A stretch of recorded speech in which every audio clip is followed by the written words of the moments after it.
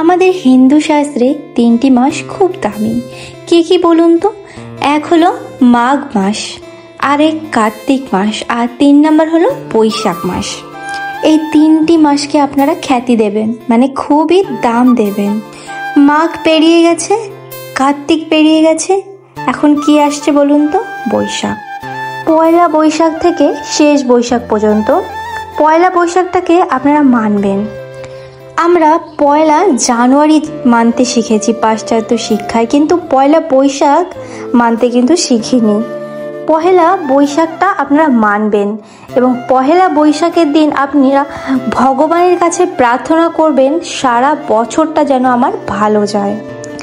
ভগবানের কাছে প্রার্থনা করতে হয়, যদি প্রার্থনা না করেন ভগবান কৃপা করে না।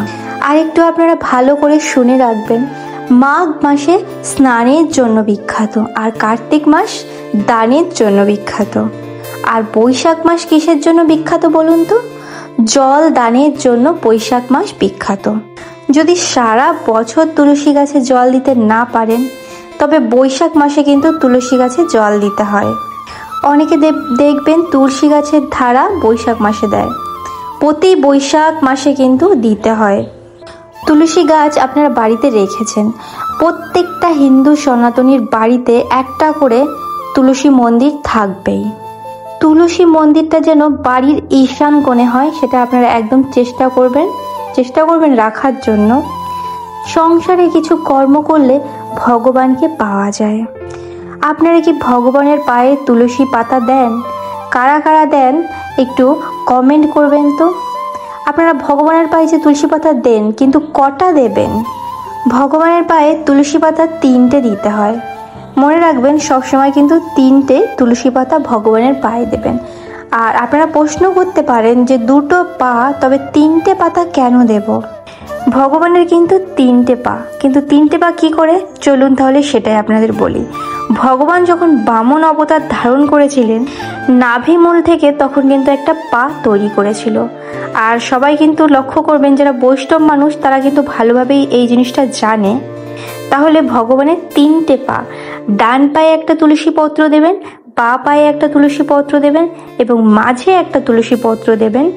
এবার আপনাদের জানতে হবে, ভগবানের পায়ে যে তুলসী পত্রটা দেব, সেই তুলসী পত্রের পিচ্ছিল দিকটা ভগবানের পায়ের দিক দেব, নাকি খসখসে দিকটা ভগবানের পায়ের দিক দেব? আপনারা কোন দিকটা দিতেন একটু কমেন্ট করে জানাবেন। ভগবানের পায়ে দিতে হয় পিচ্ছিল দিকটা, যেই দিকে একদম প্লেন সেই দিকটাই দিতে হয় ভগবানের পায়ে। আর উল্টো দিক, যেই দিক পেছন দিকে তুলসী পত্রে যেটা খসখসে, সেই দিকটা অবশ্যই ভগবানের পায়ে দেবেন না, সেটা উল্টো দিকে থাকবে। তো আপনারা কারা কারা এই ঠিক নিয়মটি মেনে চলতেন অবশ্যই কমেন্টে জানাবেন, আমার জেনে খুবই ভালো লাগবে। আর আপনাদের এই কথাটা বলে রাখি, কেন ভগবানের পায়ে পিচ্ছিল দিকটা দেবেন তুলসী পত্রে, সেটা হলো এটা যদি না দেন ভগবান গোবিন্দ তাহলে কষ্ট পায়। মায়েদের জন্য আরেকটি কথা, মায়েরা ভগবান বাড়িতে থাকলে একটি নারায়ণ শিলা রাখবেন, 2টো কিন্তু নারায়ণ শিলা কখনোই রাখবেন না।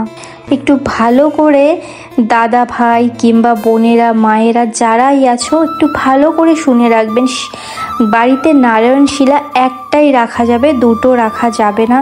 বাড়িতে শিবলিঙ্গ একটাই রাখবেন, 2টো রাখা যাবে না। বাড়িতে যদি শিবলিঙ্গ একটার থেকে 2টো বেশি এনে রেখেছেন, তাহলে মনে রাখবেন বাড়িতে অমঙ্গল ডেকে এনেছেন। আর শিবলিঙ্গ কি রঙের রাখবেন, কালো না সাদা? শিবলিঙ্গ রাখবেন আপনারা কালো। সেই কালো শিবলিঙ্গে আপনারা দুধ জল ঢালতে পারেন। আপনারা শিবলিঙ্গে সোমবারে বেলপাতা দেন, সোমবারে বেলপাতা দেন, এটা কিন্তু সবাই জানেন, কিন্তু সোমবারে যে বেলপাতা তুলতে নেই এটা কিন্তু হয়তো কেউ জানেন না। আপনারা সোমবারের দিন কিন্তু কখনোই বেলপাতা তুলতে পারবেন না। দরকার হয় আপনারা আগের দিন তুলবেন কিংবা 2-4 দিন আগে তুলে রাখবেন, কিন্তু সোমবারে দেবেন বেলপাতা, সোমবারে কিন্তু আগের দিনের মানে আগে যেটা দিয়েছেন সেটা কিন্তু তুলতে পারবেন না, তার আগের দিন তুলে রাখতে হবে। আপনারা বাড়িতে শঙ্খ রাখবেন 2টো, একটা জল শঙ্খ আরেকটি হলো বাদ্য শঙ্খ। তো বাদ্যশঙ্খ কোনটি? যেটা বাজিয়ে পুজো দেওয়া হয়। আর জলশঙ্খ হলো যেটার মধ্যে জল রেখে গোবিন্দকে স্নান করাতে হয়, মানে অভিষেক করাতে হয়, সেই শঙ্খটা আপনি রাখবেন। 3 নম্বর কথা বলে রাখি, প্রদীপ দেন তো আপনারা মন্দিরে, প্রদীপ যারা সোজা দিচ্ছেন তারা ভুল করছেন। প্রদীপ দিতে হয় ডান দিকে কিংবা বাঁ দিকে। কি বললাম? আপনি প্রদীপ কখনোই সোজা দিতে নেই, দেবেন না। আপনি ডান দিকে না হয় বাঁ দিকে প্রদীপটা দেবেন। ঘিয়ের প্রদীপ দিতে হয় ভগবানের ডান দিকে, দেবদেবীর ডান দিকে। আর তেলের প্রদীপ দিতে হয় ভগবান বা দেবদেবীর বাঁ দিকে। এত আপনারা ভগবানের নাম দাম করছেন, এইগুলো আপনারা আজকে জেনে যান। প্রদীপ কিন্তু কখনো ভগবানের সোজাসুজি দেবেন না। তিল বা তেলের প্রদীপ কোন দিকে দেবেন? ভগবানের বাঁ দিকে। এবার আমি আরেকটা কথা বলে যাই, প্রদীপটা যে আপনি রাখবেন, শানের উপরে রাখবেন না, পাটার উপরে রাখবেন না। প্রদীপের নিচে আরেকটা জিনিস দিতে হয়। কি কি দিতে হয় মায়েরা? প্রদীপের নিচে আপনি ধান দিতে পারেন, প্রদীপের নিচে আপনি চাল দিতে পারেন, প্রদীপের নিচে আপনি গম দিতে পারেন। প্রদীপের নিচে যদি তাও না পান তাহলে কিছু ফুল দেবেন, তারপরে প্রদীপটা চাপাবেন। এমনি শুধু শুধু প্রদীপ চাপাতে নেই কিন্তু, এগুলো খুব মাথায় রাখতে হয়, তবে আপনি সংসারে মঙ্গল ডেকে আনছেন। এবার আমরা বলবো, নারী যদি নারীর মতো হয় তবে কিন্তু স্বামীকে পথটা এগিয়ে দেয়, আর নারী যদি আনাড়ি হয় তাহলে স্বামীকে ধর্মের পথ থেকে বিচ্ছেদ করায়। তাই আপনারা যারা এটা শুনছেন সেটা ভালো করে শুনে রাখুন।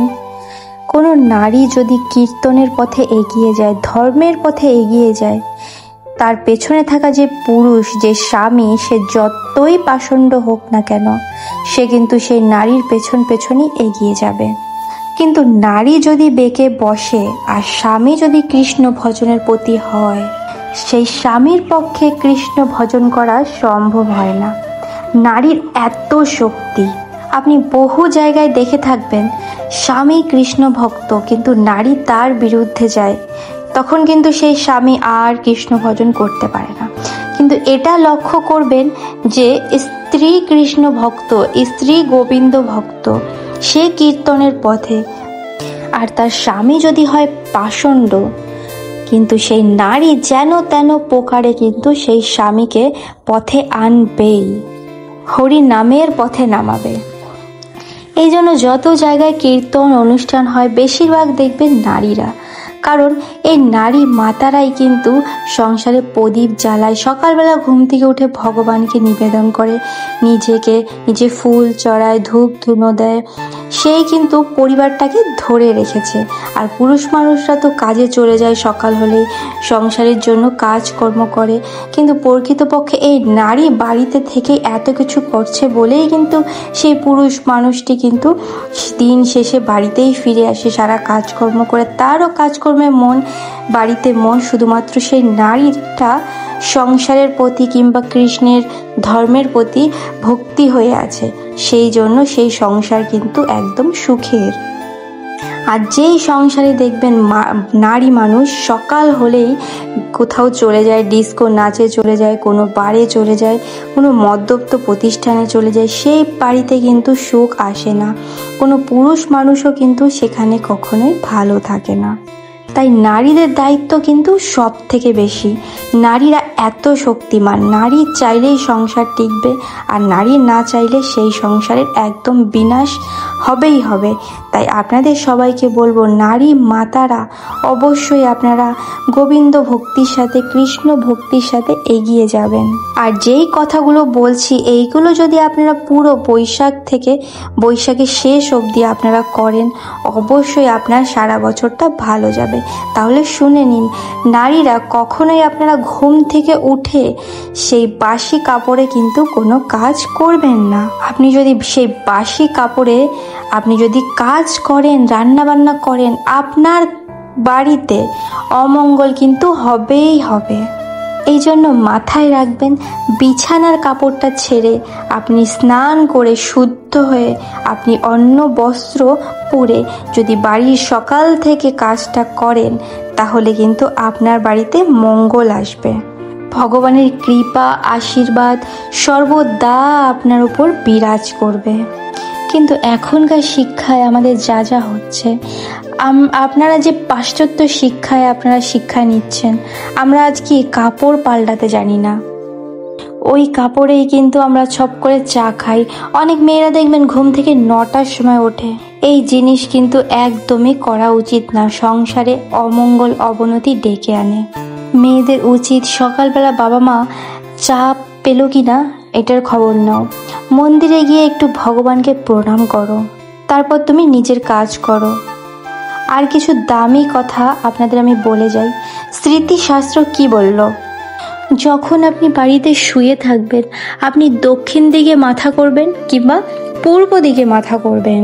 মাথা করবেন না কোন দিকে? পশ্চিম দিকে আর উত্তর দিকে। প্রশ্ন করবেন যে উত্তর দিকে মাথা কেন রাখবো না? সেটা হলো হিন্দু শাস্ত্রে যদি কেউ মারা যায় তাহলে তার মাথাটা রাখা হয় কোন দিকে? উত্তর দিকে। আমাদের পূর্বপুরুষ যারা মারা গেছে তার মধ্যে দক্ষিণ দিকটা হচ্ছে কি? যমের দুয়ার। তাহলে কি বললাম? দক্ষিণ দিকটা যমের দুয়ার, একদম মনে রাখবেন। আর যেই পূর্বপুরুষরা মারা গেছে তারা কিন্তু এই দক্ষিণ দিকেই আছে, যমের দুয়ারে। ঠিক আছে? তো আপনারা কখনোই দক্ষিণ দিকে পা দিয়ে শোবেন না, তাহলে পূর্বপুরুষদের অশ্রদ্ধা করা হয়। অবশ্যই আপনারা দক্ষিণ দিকে আপনার মাথাটি দিয়ে শোবেন, তাহলে পূর্বপুরুষদের কখনো অশ্রদ্ধা করা হবে না। কেউ যদি দক্ষিণ দিকে পা দিয়ে শোয় তাহলে পূর্বপুরুষদেরকে অপমান করা হয়। তাই বাড়িতে যখনই কোনো বিছানা পাতবেন, কিছু একটা রাখবেন, সব সময় মনে রাখবেন দক্ষিণ দিকে যাতে পা না হয়। দক্ষিণ দিকটাকে মাথায় রাখবেন কেন? পূর্বপুরুষকে সম্মান দেওয়া হয়। উত্তর দিকে মাথা কেন করবেন না সেটা তো আমি আগেই বলে দিলাম। আর পূর্ব দিকে আপনারা মাথা কেন করবেন? পূর্ব দিকে মাথা রাখলে মাথা শান্ত হয়। আর পশ্চিম দিকে যদি মাথা রাখেন মাথায় দুশ্চিন্তা ভরে ওঠে, ঝড় ঝঞ্ঝা মাথার মধ্যে বয়ে যায়, শাস্ত্র বলে। তাই স্মৃতিশাস্ত্র বলছে আপনি যখন বাড়িতে খাবার খেতে বসবেন, আরেকটা জিনিস, আপনি কখনো যখন খাবার খেতে বসবেন অবশ্যই আপনি দক্ষিণ দিকে মুখ করে খেতে বসবেন না। কেন? আপনি খেয়ে দেখুন, 1 মাস খাবেন, 2 মাস খাবেন, আপনি একবার খেয়ে দেখবেন যত রাজ্যের রোগ আছে সব আপনার মধ্যে এসে বাসা বাঁধবে যদি আপনি দক্ষিণ দিকে বসে মুখ করে খাবার খান। যদি আপনারা কেউ চ্যালেঞ্জ করতে চান অবশ্যই চ্যালেঞ্জ করবেন। স্মৃতিশাস্ত্র বলছে যদি আপনি দক্ষিণ দিকে মুখ করে খেয়ে দেখুন 1 থেকে 1.5 মাস, বেশি দিন না, দেখবেন সমস্ত রোগ আছে আপনার শরীরে এসে বাসা বাঁধবে। এটা কিন্তু আমি বলিনি, এটা বলেছে স্মৃতিশাস্ত্র। দক্ষিণ দিকে পেছন করে কিন্তু আপনার ল্যাট্রিন মানে পায়খানায়ও আপনার যেতে নেই। কেন? দক্ষিণ দিকে কিন্তু আমাদের পূর্বপুরুষরা আছে, তাই পূর্বপুরুষদের কিন্তু অপমান করা হয়। মনে রাখবেন আপনি বাড়িতে বসে দক্ষিণ দিকে মুখ করে খাবেন না, কিন্তু আপনি কোনো নিমন্ত্রণে গেলেন, কোনো ভোজ বাড়ি গেলেন, তখন আপনি খেতে পারেন, কোনো অসুবিধা নেই, তখন তো আপনি নিজের ইচ্ছায় খাচ্ছেন না। কিন্তু বাড়িতে কিন্তু কোনোদিন দক্ষিণ দিকে মুখ করে খাওয়া যাবে না। খাবার খাওয়ার সময় কিন্তু ডান হাতে খেতে হয়। অনেকে কিন্তু ডান বা 2 হাতেই খাচ্ছে, মানে মুড়ি চিবোচ্ছে, ডান হাতেও খাচ্ছে বা হাতেও খাচ্ছে। অনেকে আবার স্টাইল করে বা হাত দিয়ে দেখবেন কোনো কোনো খাবার ধরে এখনকার দিনে মেয়েরা খায়, তাহলে দেখবেন হনুমানের মতো খাওয়া হয়। কিন্তু এটা হচ্ছে সিভিলাইজেশন, মানে সভ্যতা। আপনি সভ্য মানুষ হয়েছেন, অবশ্যই আপনি বানর হনুমানদের মতো 2 হাত দিয়ে খাবেন না, আপনারা 1 হাত দিয়েই খাবেন। সেই জিনিসগুলোই কিন্তু করতে হবে যেগুলো করলে আমাদের সংসারে লাভ হয়। তাই এই কথাগুলো আপনাদের স্মরণ করিয়ে দেওয়া, এটাই আমাদের আগামী যে বৈশাখ মাস আসছে সেখান থেকে আপনি জীবনে যতই ভুল করে থাকেন না কেন সংসারে, বৈশাখ মাস থেকে আপনি এই জিনিসগুলো পালন করতে থাকুন। আপনি 1 মাস করুন। 1 মাসের কথা কেন বলেছি? আপনি 1 মাস করার পরেই আপনি বুঝতে পারবেন আপনার মধ্যে একটা অভ্যেস চলে আসছে, এই জিনিসগুলো না করলে ভালো হচ্ছে না, আপনার ভালো লাগছে না, তখন দেখবেন আপনি নিজে নিজে করতে শুরু করবেন। তাই বৈশাখ মাস থেকে করলে আপনি নতুন সারাটা বছর আপনি ভালো থাকবেন। আপনারা আরেকটা কিন্তু ভুল আছে, আপনারা বিবাহ যে কার্ডের মধ্যে আপনারা লিখছেন শুভ বিবাহ, এটা কিন্তু আপনারা ভুল লিখছেন। আপনারা এখন আমাকে কোশ্চেন করবেন যে কি বলছেন, হাজার হাজার মানুষ কার্ডের মধ্যে শুভ বিবাহ লেখে, তাদের তো কিছু হচ্ছে না, আপনি ভুল কেন বলছেন? কেন ভুল বলছি শুনে রাখুন। যে বিয়েতে 50টা পাখি কাটা হয় 4টে ছাগল কাটা হয়। সে বিয়ে কি করে শুভ বিবাহ হয় একটু আপনারাই বলুন। তাহলে শুভ জিনিসটা কিন্তু মঙ্গলময়, সেখানে কি রক্তের বন্যা বইবে? আপনারাই বলুন। তাহলে যে বিয়েতে 50টা 100টা পাখি কাটা হচ্ছে, 7-8টা ছাগল কাটা হচ্ছে, রক্তের বন্যা বয়ে যাচ্ছে, তাদের শরীরে কষ্ট দেওয়া হচ্ছে, সে বিয়ে কি করে শুভ বিবাহ? তাহলে ওখানে তো শুভ লেখাটা কিন্তু উচিত কি আছে? নিশ্চয়ই নেই। কার্ডের মধ্যে দেখবেন লেখা থাকবে প্রজাপতায় নমঃ, তাহলে একটা প্রজাপতির ছবি দেওয়া থাকে দেখবেন। তো আপনারা কি ভাবেন, প্রজাপতি কি বিয়ের প্রতীক? তাহলে আপনারা যেটা ভাবছেন সম্পূর্ণ ভুল ভাবছেন। ওই প্রজাপতি মানে সেই উড়ে বেড়ায় প্রজাপতি পতঙ্গের কথা কিন্তু বলছেন। তাহলে কার কথা বলছেন? স্বয়ং ব্রহ্মার কথা বলছে। হ্যাঁ, ব্রহ্মাজি, যিনি নাকি প্রজা সৃষ্টি করছেন, তাকেই নম করতে বলছে। মানে প্রজা মানে কারা? আমরা। তাই প্রজাপতায় নমঃ মানে যারা প্রজা যে সৃষ্টি করেছে সেই গুরুদেবকে, সেই ব্রহ্মাজিকে প্রথমেই নমঃ জানানো হচ্ছে। কিন্তু প্রজাপতি সে পতঙ্গটাকে কিন্তু জানানো হচ্ছে না। এগুলো কিন্তু আপনাকে জানতে হবে।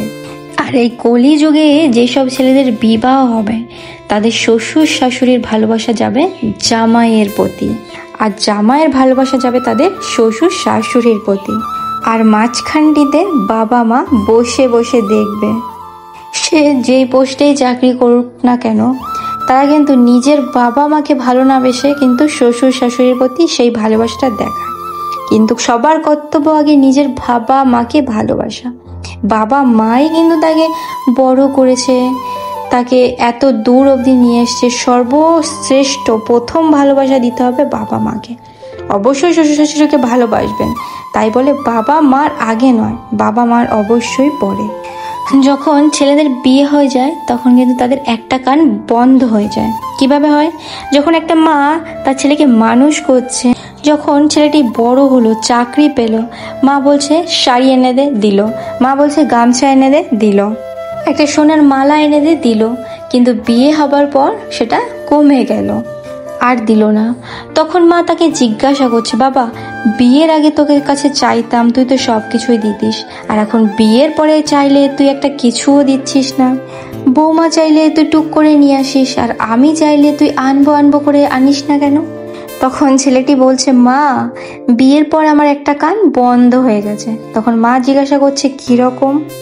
বলছে, মা তুমি যখন বলো যে বিয়ের পর একটা শাড়ি এনে দিস, একটা গামছা এনে দিস, তখন আমার এক কান দিয়ে ঢোকে, আরেক কান দিয়ে ফুস করে বেরিয়ে যায়। আর তোমার বৌমা যখন বলে তখন একটা কান আমার বালিশে থাকে, মানে একটা কানটা চাপা দেওয়া থাকে, আর এই কান দিয়ে যখন আমি শুনি তখন কিন্তু মাথার মধ্যেই সেটা ঢুকে যায়, আর এই কান দিয়ে বেরোনোর চান্স পায় না। এই জন্য আমি তোমার বৌমার কথাটা আগেই শুনি। মায়েদের কিন্তু কথাটা শুনে খুব ভালো লাগছে যে আমি তাদের পক্ষ নিয়ে বলছি। কেন বলবো না, এটাই বাস্তব, এটাই মায়েদের কিন্তু অধিকারটা থেকে তারা বঞ্চিত হচ্ছে।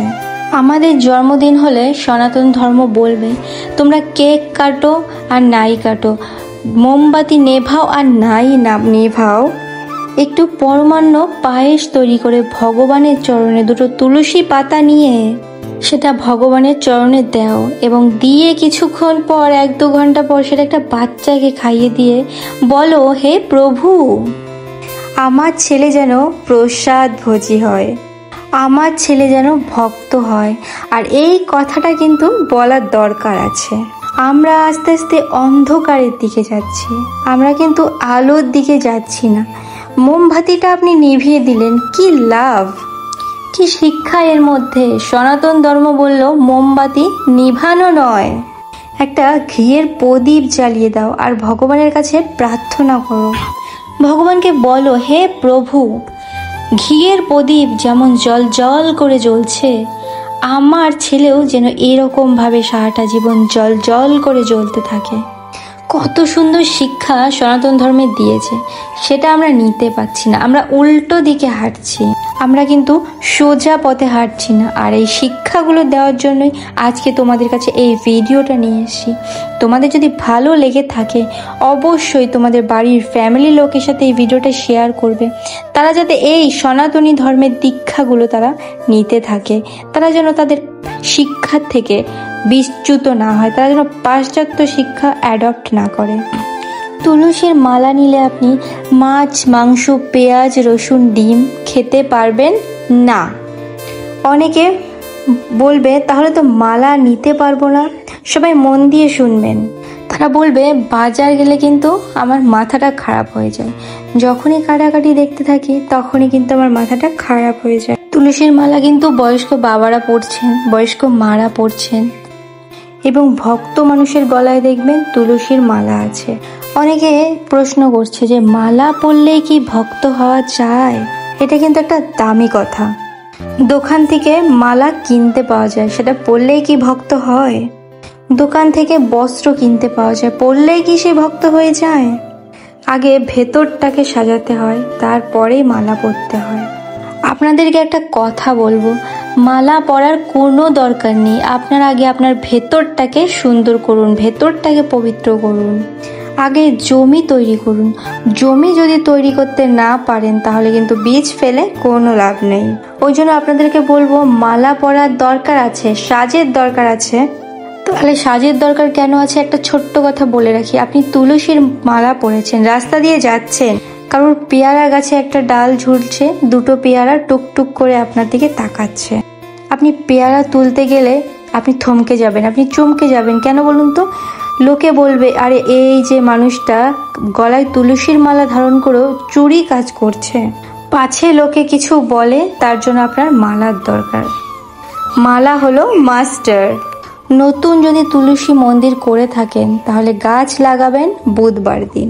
সবাই কিন্তু মনে রাখবেন তুলসী মন্দিরে গাছ লাগাতে হয় বুধবার দিন। তুলসী মন্দিরে যখন আপনারা জল ঢালছেন দাদা ভাইরা, তখন আপনারা ধুতি পরে বা গামছা পরে কোচা করে আপনারা তুলসী মন্দিরে জল ঢালবেন। ভিজে কাপড়ে মায়েরা দেবেন না, শুকনো কাপড়ে দেবেন, সাদা লাল পেরে শাড়ি। এত কাপড় আপনারা কিনতে পাচ্ছেন, একটা ভগবানের জন্য কি সাদা লাল পেরে শাড়ি কিনতে পাচ্ছেন না?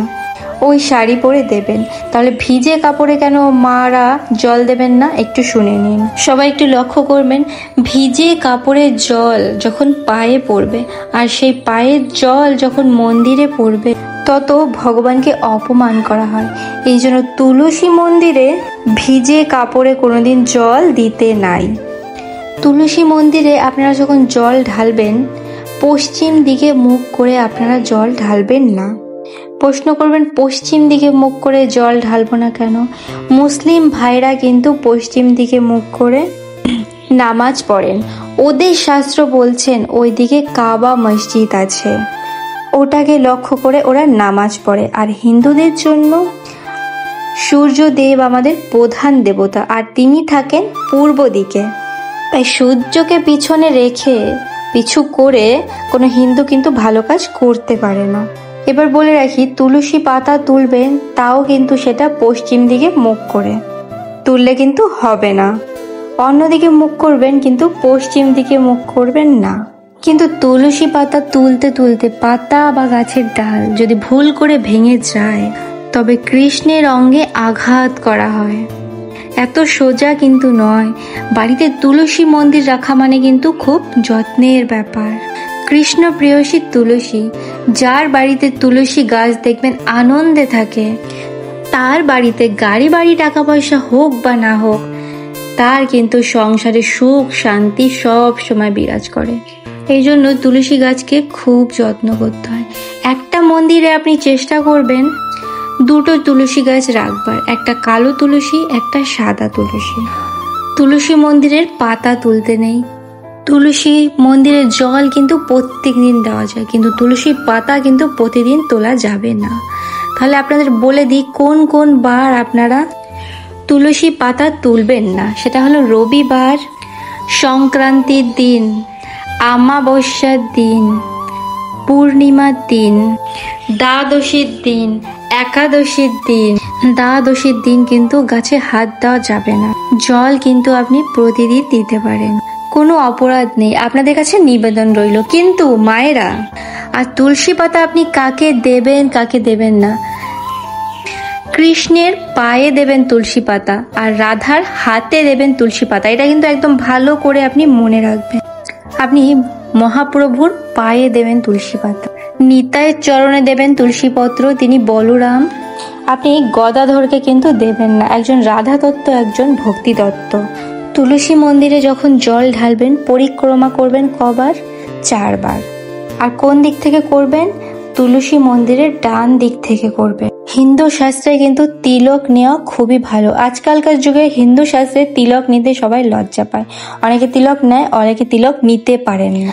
যারা তিলক নিতে পারেন না তারা দেখুন, একটু লক্ষ্য করবেন, আপনার বাঁ হাতে জল নিয়ে ডান হাতের যে কনিষ্ঠা আঙ্গুলটার পাশে যে আঙ্গুলটা রয়েছে সেই আঙ্গুলটা দিয়ে আপনি অবশ্যই জল নিয়ে জল তিলক পরবেন। আপনি যদি আমাদের মতো তিলক না করতে পারছেন, লোকে যদি আপনাকে দেখে ঠাট্টা করে, তাহলে আপনি হাতের মধ্যে আপনি জল নেবেন এবং জল নিয়ে আপনি জল তিলক করে নেবেন। যদি আপনারা জল তিলক করতে পারেন তাহলে আপনাদের কৃষ্ণ কৃপা হয়ে যাবে। সবার কাছে একটাই নিবেদন, জল তিলক কিন্তু আপনারা আজ থেকে কি কাল থেকেই শুরু করে দিন। কেউ দেখতে পাবে না, কিন্তু জল তিলক হয়ে যাবে এবং কৃষ্ণের কৃপা আপনার সাথে সর্বদা থাকবে। যদি সেটাও আপনি না পারেন তাহলে কৃষ্ণ মন্দিরে, যে তুলসী মন্দিরে আপনি প্রতিদিন জল ঢালছেন, সেই জলের ওখানে যে মাটিটা রয়েছে সেই মাটিটা আপনি ঠিক কনিষ্ঠ আঙ্গুলের পাশের যে আঙ্গুলটা, সেই আঙ্গুল দিয়ে আপনি নিয়ে একটুখানি কপালে ঠেকিয়ে দিন, 1 ফোঁটা, আপনার তিলক করা হয়ে যাবে। তাহলে আপনারা প্রশ্ন করবেন, এখন আমি এই আঙ্গুলটাই কেন নেব? এই আঙ্গুলটা হলো ভগবানের আঙ্গুল। কোন আঙ্গুলটা বলুন তো? কনিষ্ঠর যে পাশের আঙ্গুল সেটা হলো অনামিকা। আপনি অনামিকা আঙ্গুলে সব সময়, যেটা বললাম, জল তিলক নেওয়া হবে অনামিকা আঙ্গুলে, ঠাকুরের যে মাটি নেওয়া হবে অনামিকা আঙ্গুলে দিয়ে, কপালে নেবেন অনামিকা আঙ্গুল দিয়ে, কারণ এই আঙ্গুলটা হলো ভগবানের আঙ্গুল। এই প্রথমেরটার নাম হলো বৃদ্ধাঙ্গুষ্ঠী, তারপরের নাম হলো তর্জনী, এটার নাম মধ্যমা, তারপরে এইটা হলো অনামিকা, তারপরে একদম ছোটটা হলো কনিষ্ঠা। মায়েরা যখন একটি তুলসী পত্র দেবেন কিংবা একটা বাতাসা দেবেন, তবুও এই আঙ্গুল দিয়ে দেবেন। ধরুন আপনি বুড়ো আঙ্গুল আর অনামিকা আঙ্গুল, এই দুটো আঙ্গুলের মাধ্যমে আপনি বাতাসাটা ধরবেন, এই দুটো আঙ্গুলের মাধ্যমেই আপনি তুলসী পত্রটাও ধরবেন। সেটা কিন্তু ভগবানকে হোক যাকেই হোক এই আঙ্গুলের মাধ্যমেই দিতে হবে। আপনার যত রকম শুভ কাজ করবেন সব কিন্তু এই আঙ্গুলের মধ্যেই দিয়েই দিতে হবে। এটা ভগবানের আঙ্গুল, এটা কিন্তু খুব মাথায় রাখতে হবে। আর যারা যারা কীর্তন করেন, গুরু মন্ত্র যারা যারা নিয়েছেন, তারা লক্ষ্য করবেন গুরু মন্ত্র করতে গেলেই এই আঙ্গুলটা থেকে কিন্তু ভজন করতে হয়। জোরে বলুন হ্যাঁ কি না, অবশ্যই জানাবেন কমেন্ট করে যে এই আঙ্গুল থেকেই যারা গুরু মন্ত্র নিয়েছেন তারা ভালো জানবেন। তাহলে গুরু মন্ত্র ভজন করতে গেলে কোন আঙ্গুল থেকে করতে হয়? অনামিকা আঙ্গুল থেকে। এই আঙ্গুলটা কিন্তু খুবই দামি একটা আঙ্গুল, এটা কিন্তু সব সময় মাথায় রাখবেন। এবার আপনাদের একটা আমি ছোট্ট কথা বলে রাখি, বৈশাখ মাসে বাড়িতে কেউ এলে তাকে বলতে হয় একটু জল সেবা করে যাবেন, তাছাড়া তাকে যেতে দিতে নেই। কেন বলুন তো? মারোয়ারিরা দেখবেন রাস্তায় রাস্তায় রাস্তায় রাস্তায় স্টল তৈরি করে বসে থাকে। কোনো ভক্ত বেরিয়ে গেলে বলেন ডেকে ডেকে একটু জল খেয়ে যান, একটু শরবত খেয়ে যান। বৈশাখ মাসে জল দান খুব বিখ্যাত একটা ব্যাপার। হিন্দু ধর্মে একটা ধারণা আছে, যেটা বাবা মা ঢুকিয়ে দিয়েছে আমাদের সবার মধ্যে, এখন কি কীর্তন শুনবি, বুড়ো হবে তখন শুনবি। অন্যান্য ধর্মের মধ্যে কিন্তু এটা ভেতরে ঢোকায় না, তাদের বাচ্চাদেরকে রীতিমতো সময় মতো ধর্মীয় প্রতিষ্ঠানে যেতে দেয়। আর আমাদের মধ্যে একটা লজ্জার ব্যাপার, বাচ্চা সকালবেলা পড়াশোনা করলে আর সন্ধ্যাবেলা যদি তার মাকে বলে মা তোমার সাথে একটু কীর্তনে যায়, তখন মা বলে এখন কি কীর্তন শোনার বয়স তোর, শুনবি তখন, বুড়ো হবি যখন। বুড়ো হবার চান্স যদি না পাই, তার আগেই যদি চলে যাই, তবে তার ধর্মীয় পথটা কিন্তু পরিষ্কার হলো না। মহাপ্রভু সুন্দর সুন্দর জিনিস দিয়ে গেছেন, আর যেটা পৃথিবীতে দিয়ে গেছেন এর মতো পরম ধন কিন্তু আর নাই।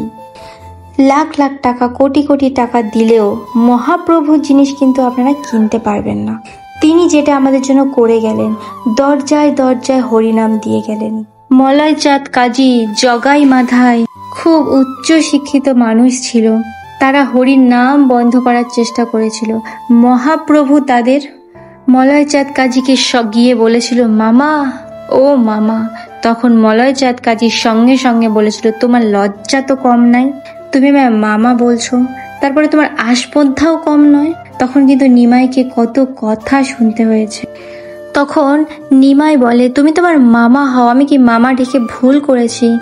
তখন সে বলে, কিসের তোর মামা হই? তখন নিমাই বলে, তোমার দাদু আর আমার দাদু তো একই জায়গায় ছিল, তারা দুজন বন্ধু ছিল, তাহলে কি তুমি আমার সম্পর্কে মামা হও না? কি আমি কি ভুল বললাম? তখন বলে, হ্যাঁ রে, আমি তো এত ভালো করে বুঝি না। তা তুমি কেন বলেছ দরজায় দরজায় হরি নাম করা বারণ হবে? তাহলে এগুলো কারা করেছিল? জগায় মাথায় করেছিল মলয় কাজীর কাছে গিয়ে। কেন? যাতে হরিনামটা বন্ধ করা যায়। তখন বলে, এ নিমাই, তুমি কেন দরজায় দরজায় কীর্তন করো, ঘরে করতে পারো না? তখন সঙ্গে সঙ্গে বলেছিল, মামা, দরজায় দরজায় কীর্তন করলে কি লাভ হয় জানো? স্থাবর জঙ্গম যারা আছে, গাছপালা যারা আছে, পশু পাখি যারা আছে, যারা হরির নাম করতে পারে না, কিন্তু আমাদের হরিনাম শুনে তারাও হরিবোল শুনতে পারবে এবং তাদেরও উপকার হবে। এই জন্য আমি ঘরের মধ্যে না করে রাস্তায় রাস্তায় দুয়ারে দুয়ারে করে বেড়াই। তখন মলয় চাঁদ কাজী কিন্তু খুব ঠান্ডা মাথার মানুষ। তিনি বলেছিলেন, আহারে নিমাই ভাগ্নে, তুমি আমার সত্যি ভাগ্নে আর আমি তোমার মামা। আমি তো এত করে বুঝি নাই, তোমার লোকজন আমাকে বারণ করার চেষ্টা করেছো, আজকে আমি তোমাদের পারমিশন দিচ্ছি, তুমি নগরে নগরে যেখানে সেখানে কীর্তন করে বেড়াবে। এটা কার লীলা বলুন তো? এইসব হলো মহাপ্রভুর লীলা। ওই জন্য লক্ষ্য করবেন মায়েরা, নাম যজ্ঞ শেষ হয়ে গেলে কিন্তু নগর কীর্তন হয়। নগর কীর্তনের মানেটা হলো গ্রামে গ্রামে পরিক্রমা করা। যারা হরিনাম করে না, যারা হরিনাম শোনে না, তাদের হরিনামকে শোনানো, তাদের মনে ঠাকুরের কৃপাটাও দেওয়া। যে পশু পাখি বলতে পারে না, কীর্তন করে করে যায়, তাদেরও যাতে উদ্ধার হয়। নগর কীর্তন কিন্তু মহাপ্রভু চালু করেছিলেন। আপনারা এতক্ষণ ধরে যা যা শুনলেন, অবশ্যই চেষ্টা করবেন বৈশাখ মাসের প্রথম 1 তারিখ থেকে শুরু করে পুরো 30 তারিখ অবধি এই কাজগুলো মেনে চলার। তাহলে আগের বছরে যতটা খারাপ হয়েছে আপনার সাথে, এই বছরটা যেন তার থেকে দ্বিগুণ বেশি ভালো হয়। মায়েরা, বাবারা, এতক্ষণ ধরে যা যা শুনলেন, অবশ্যই আপনার সন্তান, আপনার বন্ধু বান্ধব, আপনার ভাই ব্রাদার সবার মধ্যে ভিডিওটা কিন্তু শেয়ার করবেন। কেন বলুন তো? শেয়ার করা মানে কি? ভগবানের কাছে ভগবানের বার্তা ছড়িয়ে দেওয়া। আপনি যদি ভগবানের বার্তাটা আপনি শুনেছেন, ভগবান আপনাকে শুনিয়েছে, এই বার্তাটা যদি আপনি সবাইকে ছড়িয়ে দেন, তার মানে কি? ভগবানের বার্তা আপনি ছড়ালেন সবার কাছে। এই মঙ্গল কাজগুলো যখন প্রত্যেকটা মানুষ করতে থাকবে, তখন কিন্তু আপনারও মঙ্গল হবে, কারণ আপনি সবাইকে জানার জন্য সবার কাছে পাঠিয়ে দিয়েছেন। অবশ্যই আপনার ভিডিওটি সমস্ত বন্ধু বান্ধব, সন্তান সন্ততি, যাকে পারবেন সবার কাছে আপনারা শেয়ার করে দেবেন। তাহলে দেখবেন আমাদের পৃথিবীতে এই পাশ্চাত্য শিক্ষা আস্তে আস্তে চলে যাবে এবং আস্তে আস্তে আমাদের যে সনাতনী শিক্ষা, সেটা সবার মধ্যে বিরাজ করবে এবং আমাদের এই বাঙালি জাতি, হিন্দু ধর্ম কিন্তু একটা শান্তির প্রতীক হয়ে পুরো বিশ্বে বিরাজ করবে। তো ভিডিওটা কেমন লাগলো অবশ্যই জানাবেন, আর একটি লাইক করবেন, আর অবশ্যই আপনারা সাবস্ক্রাইব করে অল বাটনটি প্রেস করে রাখবেন, তাহলে সমস্ত ভিডিওর নোটিফিকেশন আপনারা পেয়ে যাবেন।